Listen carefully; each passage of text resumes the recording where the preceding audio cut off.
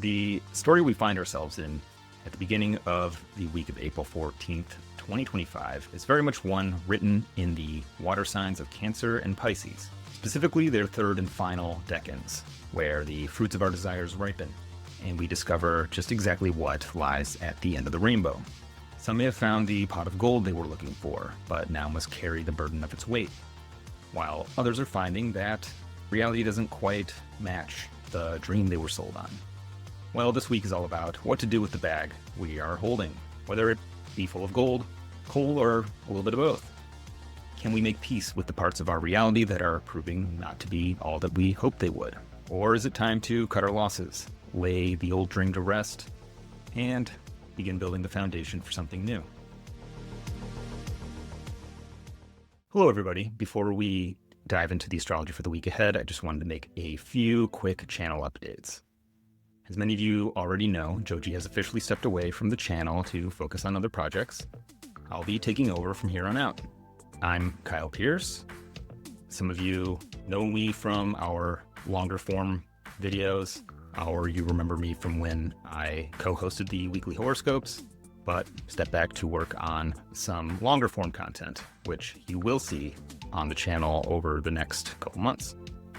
You will all miss Joji and the insight, charisma, and artistry that they brought to the channel, but I hope you will continue tuning in, even as the channel evolves, and help me realize the vision Joji and I originally had for the astrology channel when we first started it.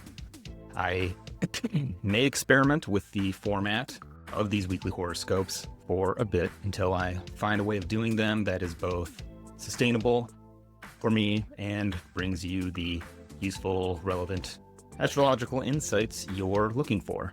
In the meantime, I'll just say thank you for sticking around, and I look forward to getting to know each other better and to seeing what we're able to build together with this channel. With that said, let's move on with the astrology.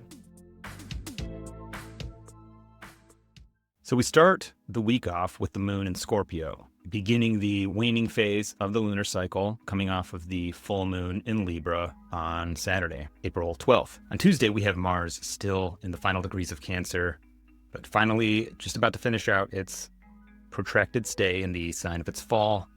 Tell you, I'm looking forward to being done with it. Wednesday, Mercury will actually move out of the sign of Pisces and into Aries and conjoin Neptune. Thursday, we still have Jupiter and Gemini ruling that big herd of planets in Pisces, still doing its thing there. On Friday, we have Venus in Pisces, freshly stationed direct, but applying to a conjunction with the North Node and Saturn. Also on Friday, we'll have Mars finally leaving the sign of Cancer and entering Leo. Hooray! Unfortunately, Mars will also begin applying to an opposition with Pluto. Then on Saturday, April 18th, we have Saturn still in Pisces, about 26 degrees, conjoin the North Node and being applied to by Venus. The Sun will also switch signs. It will leave Aries and move into Taurus and begin applying to a square with Mars, which will very much be the main point of focus on Sunday. All right, so as we get started thinking about Monday and its planetary ruler, the moon, you want to keep in context the most recent lunation, or in traditional astrology, what we call the syzygy, the last full moon or new moon, as it really tends to color the events that transpire between lunation cycles. So the full moon in Libra that occurred on Saturday coincided very closely with Venus's station direct in Pisces, is what's setting the tone for not just Monday, but the next 2 weeks or so, as we're responding to the events that culminated during the full moon and figuring out what to do with that. And what this full moon really emphasizes is the major role that Venus's station direct is playing on everything moving forward. Since Venus rules Libra, the thing that is coming into being, or that has reached full manifestation, if you will, is written, directed, and produced by Venus. So you might think of this as this retrograde process, which is always a reassessment of our relationship with all things Venusian, with our relationships with things that bring us joy, things that we take pleasure in. Do we like it anymore? Do we not like it anymore? Have I outgrown this? Am I going to keep it, adjust around it, or let go of it entirely? We get this indication that the results of that process can be seen very visibly in our lives, maybe in the Libra part of our lives, maybe in our lives in general. And what this full moon looks like to me specifically is a contract that sort of tries to leave room for everything, or has been amended and altered and reinterpreted so many times that it's loaded with contradiction. And with the square to Mars and Cancer, maybe this element of being exploited for nefarious reasons, or for reasons which are not fully untoward. Like, there are the rules, and then there are the rules, right? There's the rules that we abide, and then the gray areas that we use to work around the law or the rules as they are. And it's looking like just a hot mess right now. And we're confronting the state of our agreements, seeing them for what they are, and trying to find a way to let go of the parts that didn't work and elevate what has worked. Maybe face some uncomfortable truths around elements of it that just aren't working anymore, even though we really want them to. There's a strong element of disappointment in the air that I think is becoming clearer for a lot of people, that we either have to decide to abandon something that we've invested a lot emotionally, financially, personally.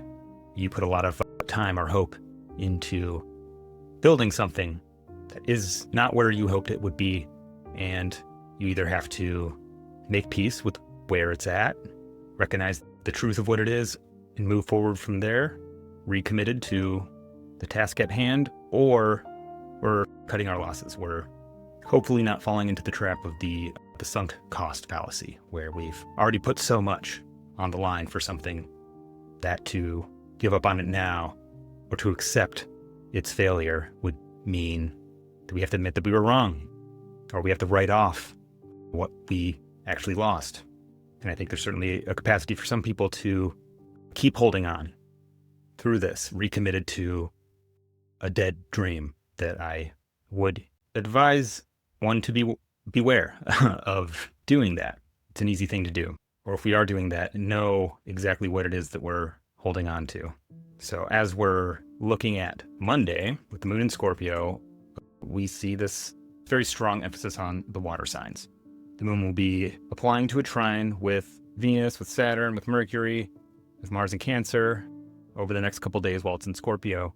But we're really looking at the kind of Mars side of the equation, especially because Mars rules Scorpio and the moon rules Cancer. Mars and the moon are exchanging signs, and they're both in the signs of their fall. So both planets are being confronted with the most challenging elements of their nature. Doesn't mean that they're all shit and that they're useless, right? But it does mean that they are very prone to being confused about how to get their needs met. Focusing primarily on the moon here, the moon in Scorpio, you can imagine a bird who has grown up in a landfill or radioactive waste dump and is building its nest out of radioactive twigs because it just doesn't know any better. It doesn't have access to regular twigs. But when it's presented with regular twigs, it looks at those and says, what are those things? Those don't glow in the dark like I'm used to. That can't be right. I can't build my nest with that. So it continues to do the thing that makes it sick. Or we continue to do the thing that's bad for us. We're dealing with some of our disappointments, some of our uncomfortable, recognized truths, which we have encountered post Libra full moon, post Venus stationing direct, and looking at how we're moving forward and potentially having a hard time moving on today. Maybe holding on to our sense of loss or our sense of victimhood. Maybe feeling an instinct to cling to some element of the past which still has this particular pull on us. Might be feeling a little extra broody or a little extra moody today. And sometimes there's a sort of hunger which breeds ruthlessness with the moon in Scorpio. Perhaps a emphasized awareness of what we're lacking or what we've lost and are missing, and our desire for it. A negative space within us that used to be filled by a thing might be felt especially keenly, and our sort of negative pressure that might pull us toward a desire of some kind.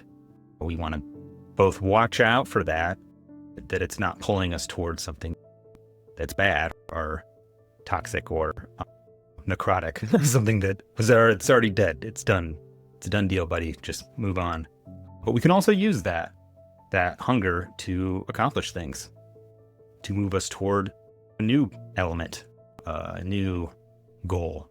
We might be able to flush out some of the stagnant, heavy emotions that we're dealing with, but flushing them out doesn't mean bypassing or dumping them out the side of the pipe. They got to go through the pipe, right? You got to cry it out. You got to feel it. You got to move through it, but emphasis on move through. I often think of the moon in Scorpio as being like a little kid who's walking through a haunted house, and it's terrifying, right? And it forgets that the house isn't home, that it's actually starts to set up shop there, or starts taking a nap in the middle of the haunted house. The haunted house is meant to be moved through, not dwelled within. All right, now moving on to the World of Next Tuesday. If you know what that reference is, please leave it in the comments and you'll win my enthusiastic praise. But moving on to Tuesday, we encounter in some ways the opposite but similar problem that the moon had on Monday. All right, we're dealing with Mars in its fall. In fact, just separating from its degree of maximum fall, which is at 27 degrees. So if the moon in Scorpio is the little kid who never left the haunted house, started sleeping in there and calling the monsters mommy, Mars in Cancer is kind of like the guy who works at the haunted house, whose job is to terrify children, continues to terrify children when he gets home. He doesn't take his monster costume off and continues to frighten everyone. It's a bit of an exaggeration, but in terms of equivalent metaphors, it's what we're dealing with. This is a place where we need to be lunar, to set up shop, to nurture and care for things. In the long term, we need things to be stable and safe.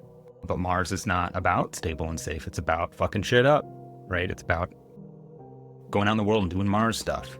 So that instinct for violence or for action or for getting shit done aggressively has a hard time finding an acceptable place to do its thing.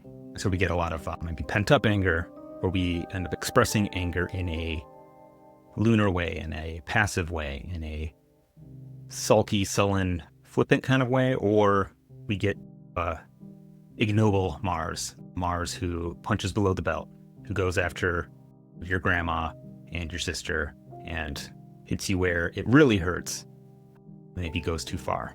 So coming off of the full moon in Libra, Mars got this big supercharge of energy, this big charge, and this is burst to get shit done, but it maybe backfired on us a little bit, as just after the full moon, the moon applied to a square with Mars. We charged in ready for action, but we slipped on a banana peel and broke our nose, or the sort of big push that we tried to make didn't quite go the way we wanted it to, so we had to maybe dial back, or we had to adjust ourselves around what the reality actually was, or feel our way into what actually needs to be done, and hopefully took action in a bit more of a steady, methodical place, rather than just doing it because you're in the mood to do it. So now on Tuesday, we're maybe reflecting a little bit on the action that we took, how it went, what we could have done better, sort of letting some of the steam come off of us, hopefully.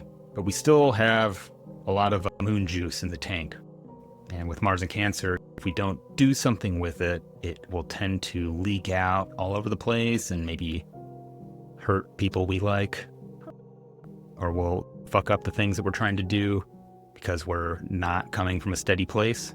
So part of maybe the potential that we have with the moon in Scorpio applying to a trine with Mars, and there's this mutual reception, right? This exchanging of signs, where we potentially have an opportunity to find a proper channel for this kind of energy, this need for action that can't quite find a proper route, especially if you have like a Mars Moon situation in your chart that you've gotten a pretty good handle on, but there's a lot of opportunity here to do something with it, to maybe find a healthy channel for your rage or for your profound hunger and dissatisfaction with the current status of where you're at with something. Now, with Mercury separating from a trine with Mars from Pisces, a sign that Mercury doesn't do that great in, we have this kind of grand trifecta of fallen planets, which can lubricate action toward results that are maybe undesirable. It's something we want to be careful about. This could be a good time to write some very heavy emotional poetry, if you're into that sort of thing, or just get out the bad juice by writing or communicating or screaming into a reasonably well soundproofed room or pillow. The deep reservoir of unfulfilled desire is asking to be expressed in some way that, if consciously engaged with, could be productive, could facilitate this sort of cleaning of the pipes, right? But I would exercise caution about initiating anything that you want to endure over a long period of time, or anything larger in scale that you want to go well. The results of things we start today are not likely to go the way we want them to. Very careful attention. So it might be a better day to manage what you're feeling, manage yourself a little more moment by moment, do the things you got to do, but we're not quite in the best place to make big moves quite. Yeah. Now moving on to Wednesday, the day of Mercury. So we're looking at what Mercury's doing. And Mercury's making some moves today, right? It's moving out of Pisces and moving into Aries. So on the one hand, there's an improvement here. We like that Mercury isn't in Pisces in the sign of its fall anymore. So we're potentially getting a little more focused, or at least less unfocused, or less trying to communicate everything or struggling with our words as much, and more communicating something specific or communicating more decisively in Aries.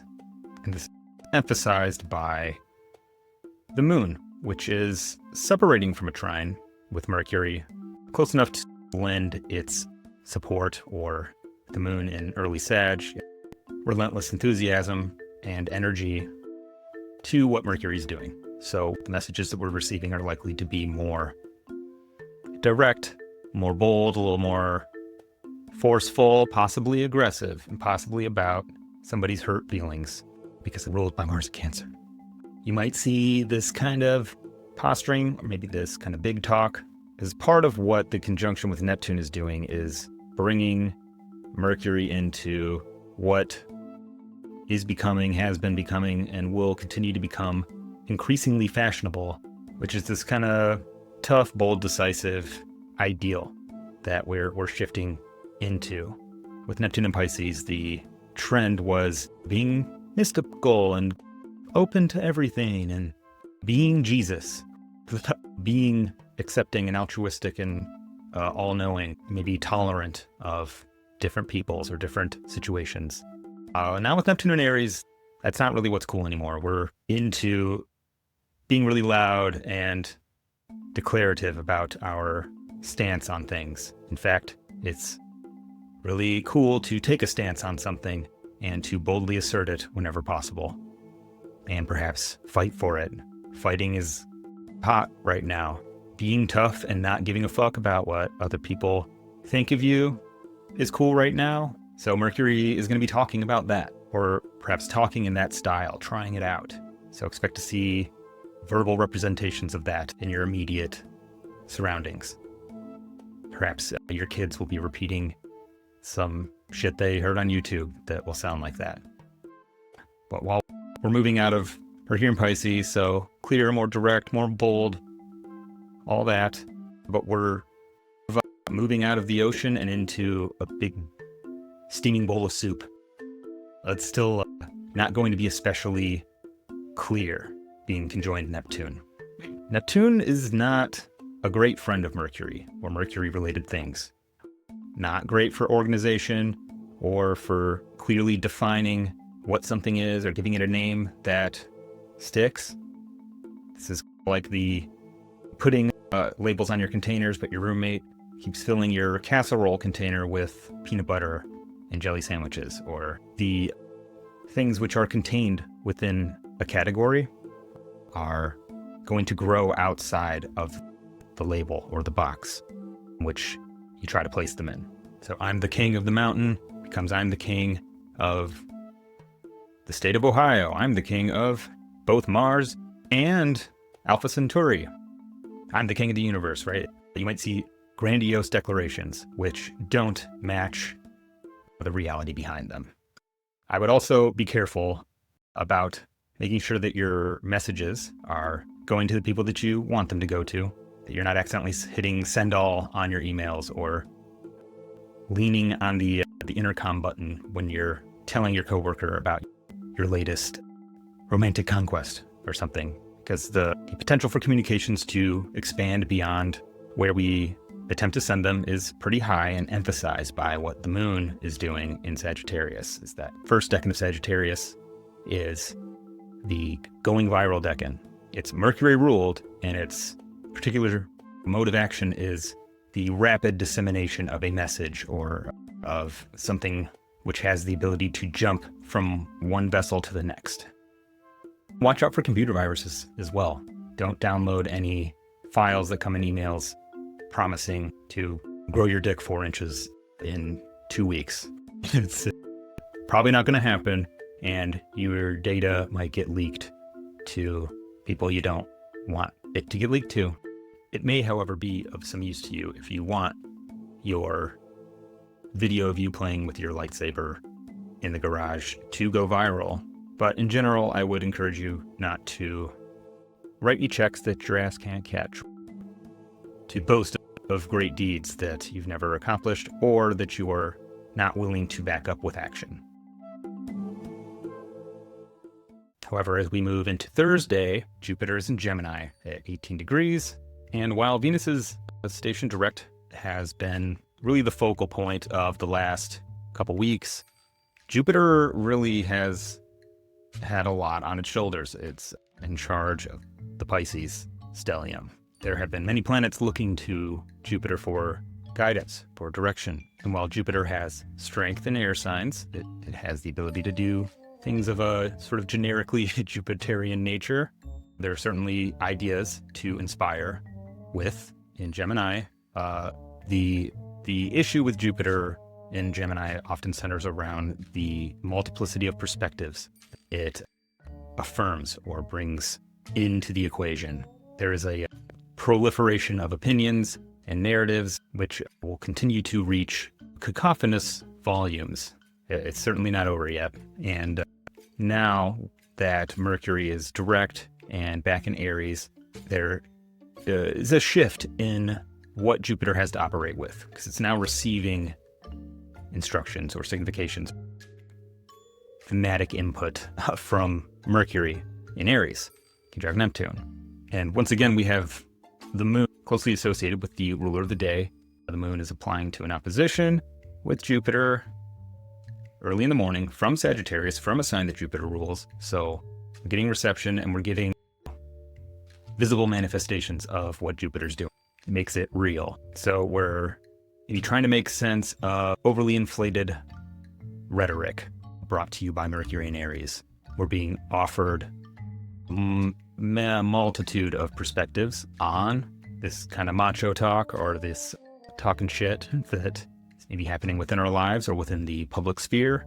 And perhaps for better and for worse, given the tools to spin that in any way you like. We're not really able to find the truth in any one perspective. What the truth ends up being, or how you might be able to find it, is by sifting through the multitude of perspectives, or taking snapshots from each perspective, and slowly you might be able to build a 3D model of what's going on. But if you're just staying in your echo chamber, it's going to be really hard to have a realistic sense of anything that's happening. Keep looking for context. Don't get lost in it. Don't mistake today's insight for the one eternal truth, or allow one viral tweet to dominate your perspective. But you might take advantage of it by you might take advantage of Jupiter in Gemini or get the most out of it by allowing yourself to see things from a different perspective than maybe what you're accustomed to or than what you even agree with. There is wisdom in not attaching oneself in a singular truth or version of the truth that tries to paint the world in shades of black and white or of virtuous and evil, right? Now, Friday is the day Venus, and we are going to focus on Venus. However, Mars is ingress into Leo. It's not beholden to the planetary day. That's relevant, regardless. But it may prove especially relevant on Friday night because each planet gets both a planetary day and a planetary night. So Venus has the day of Friday, right? But it also has Monday night. While Mars has Tuesday, it also has Friday night.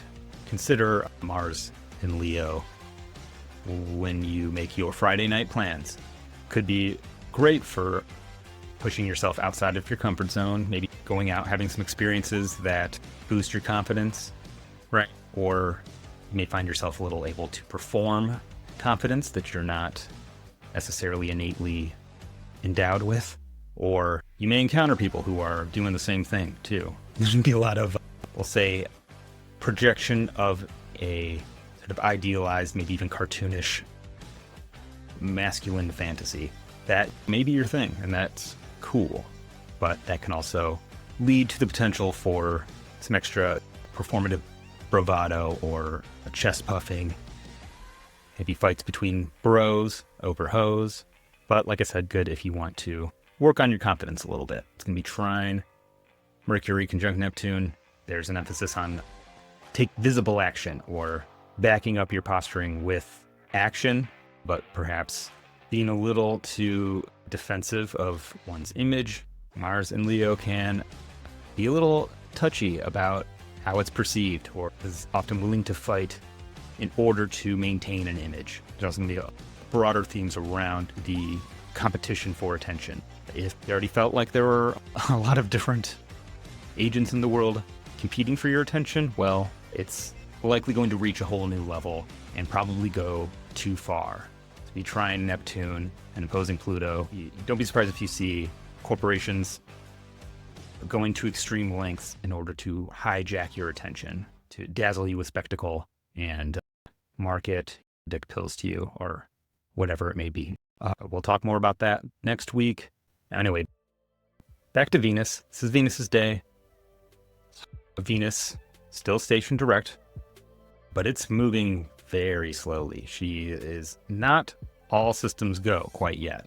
We're still processing some of the heaviness or uncomfortable truths that we encountered or are continuing to encounter, but trying to move forward with in mind. There's a sense of trying to exalt or elevate a situation or ourselves amidst a heavy burden or through a sense of sorrow or despair or depression.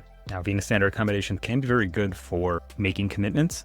Venus brings together through harmony. Saturn binds together through a contract or a chains.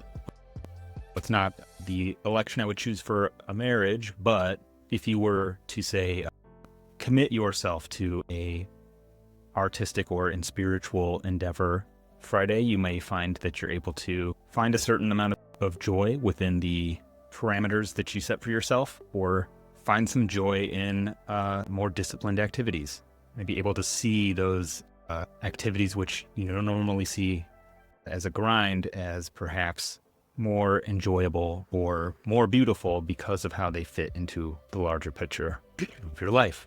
Doing the dishes isn't always particularly pleasurable or romantic, but making sure that the ones you love have clean dishes is romantic.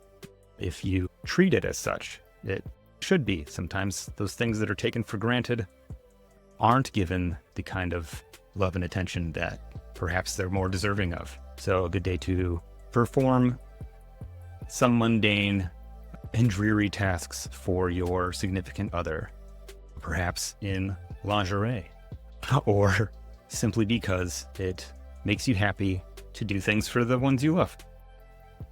as it should. The trap we don't want to fall into is making too much of a stink about seeking attention for those things. If you are going to perform an act of charity or goodwill towards somebody else, make sure that you're not secretly waiting for it to be ignored so that you can feel like a martyr or feel like you're being taken advantage of. Because that's not sexy. Actually, it's the opposite. Do good deeds, do nice things for people, and just enjoy them enjoying it. Whether or not you get that praise or romantic attention that you were maybe hoping you would. The other thing to keep in mind is that the influence of the North Node makes full satisfaction impossible, right? The hunger that it adds to an equation, or the amount of desire, can't fully be attained or fulfilled. So don't embark on a quest of seeking perfect satisfaction, because it will be a bottomless pit. So be careful of impossible expectations, of placing them on others or having them placed upon you and getting yourself trapped in a cycle of trying to please somebody who can't be pleased or whose standards are always too high.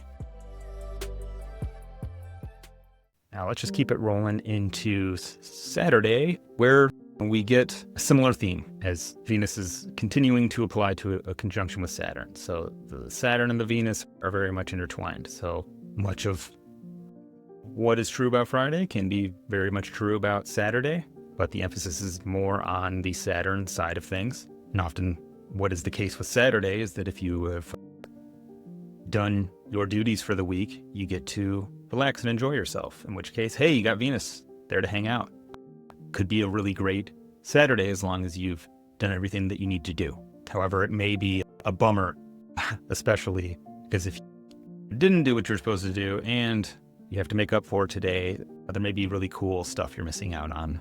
It may also be a good day to get serious about an artistic or creative venture, or doing something for a significant other that maybe you don't necessarily want to do for your own purposes. Maybe it feels like an obligation, but there's a good opportunity to reorient your perspective around that obligation to the significant other as something that can be a source of fulfillment, simply because it's something that makes them happy, right? Or something that encourages and represents the continued harmony of the union. Now, as we move on through Saturday, around late afternoon, maybe early evening on the West Coast, depending where you are in the world, the sun will ingress into Taurus. So you may feel that shift on Saturday. However, we'll focus on discussing the sun in Taurus when we talk about Sunday, which we will do right now. So Sunday, we get the sun in Taurus. It will be applying to a square with Mars almost immediately. And then right after it hits the square with Mars, it will start applying to a square with Pluto, which is going to be emphasized by the moon's ingress into Aquarius later on in the evening. So we're really looking at the sun at the head of a T-square between Mars in Leo and Pluto in Aquarius.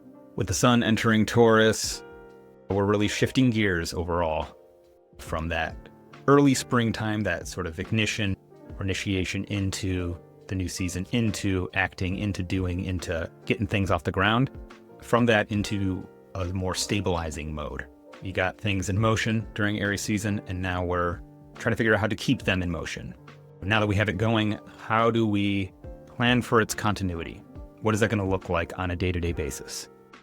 As far as the sun is concerned, it's not as sexy, it's not as glamorous, it's not as conducive to the kind of attention-grabbing or elevated positioning that is perhaps a growing part of the zeitgeist, but it is necessary to maintaining whatever power or whatever position you're trying to have. Now that you have it, how do you possess it? How do you keep it? How do you make it sustainable? Applying to this square with Mars, we're likely to see challenges to the sustained action that we're trying to achieve. We figured out a business plan, putting it in motion, but some guy just set up a billboard half a block away from our new restaurant, and it's advertising for a restaurant that's a mile away, and it's drawing customers away from us. So what are we going to do? How do we compete against that? How do we visibly lay claim to the space that we're trying to occupy, the rhythm that we're trying to maintain, we're likely to encounter maybe disruptions to our flow, our workflow, or the routine we're trying to establish. And what the Mars square might push us towards is an impulse to find shortcuts or to respond to the pressure to do things faster than we would like them to be done or than they should be done by making things look done, even though they're not. We really want to be careful about being sloppy or being superficial in the way we approach the work that needs to be done. We might convince ourselves that if we look like we're working, then we'll be able to get off on time and go have playtime, right? Because it is Taurus. It's about both. It's about work and play and finding satisfaction in both. But if you take too many shortcuts, you undermine the sustainability of your efforts, you create more work for yourself in the future, and you risk not getting successful results or getting only a fraction of the results that you would have had if you had done it the right way the first time. And we don't want to mistake short-term gains for long-term prosperity. We want to do and live the part rather than just looking the part, right? However, this can be useful for getting things off to a strong start, right? Some of the early phases of a long-term operation are the ones that are the most demanding. And so there is potential to use that Marshall component to get a lot of that startup work done early. Just again, be careful of burning yourself out, but also not projecting so strong of an image of hard work that you're not able to back up that expectation into the future. If you get all your work for the week done on Monday or on Sunday, while that may set you up for an easier week, it could also set the expectation to your boss. Oh, well, if you did all that, then here, you can do this. You can do this and probably finish it by Tuesday, and then I got more work for you. You know what I mean? Manage your energy. And as we approach the Pluto square, we are approaching one of the more problematic transits of the year. Is this Mars-Pluto opposition, and the sun is wrapped up right in the middle of it. Figures in authority may find themselves especially in the crosshairs, but we're finding the Taurian principle of a stable, consistent, balanced effort pinched in between this sort of existential fear of irrelevance that Pluto and Aquarius is pointing to, with maybe Mars and Leo's demand for the spotlight. So on an individual level, our maybe effort to do things in an even, steady pace is especially likely to be undermined by an external or internal fear of not being seen or recognized for our work. So just try to be conscious of that as you're getting your house in order on Sunday. Maybe observe caution in public spaces and try not to get sucked into any big power struggles within your personal or public life. Now with that, I'm going to call it a week. Again, I want to thank you all for tuning in for the weekly horoscope. I look forward to refining this process, improving it, getting better. But in order to do that, there's nothing more valuable to me than your feedback. So let me know in the comments what you would like to see in the future of this channel, in the way that I do these horoscopes. And how is this stuff playing out for you? How's your week going? Are you feeling this, or are you able to stay out of it, on the sidelines of a lot of it? Let me know how things are going for you. And if you would like to book a reading with me, you can do so on my website, kylepierceastrologer.com. And have a great week. See you next time.